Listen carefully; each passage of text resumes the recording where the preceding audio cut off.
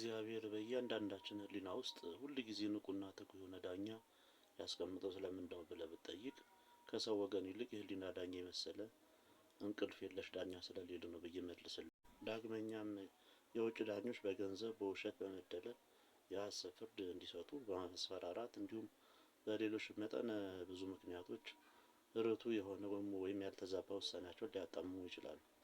የሕሊና ዳኛ ግን በእነዚህ በገለጽናቸው ምክንያቶች በምንም መንገድ የሚደለል አይደለም። ጉቦ ብንሰጠው፣ ልንዋሽ ብንሞክር፣ ብናስፈራራው፣ ሌላ ብናደርግ እንኳን የሕሊና ዳኛ ለምናስበውና ለምንሰራው ኃጢአት ምንም ሳይጠመዘዝ እውነተኛ ፍርድ ይሰጣል።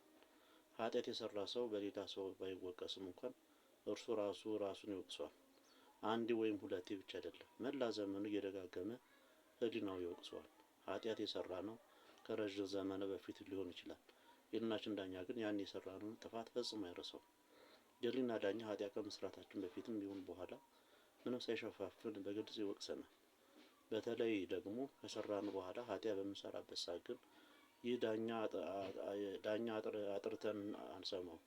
ይህም በምንሰራው ክፉ ስራ ስለምንሰክር ነው። ኃጢአት መስራታችንን ባቆምን ጊዜ ግን ወዲያውኑ የጸጸት ሸመሉ ይመዠለጣል። ይህም በቀጥታ ምጥ ከያዛት ሴት ጋር ተቃራኒ ነው። እርጉዝ ሴት ምጥ የያዛት ጊዜ እጅግ አስጨናቂ የሆነ ህመም ይሰማታል።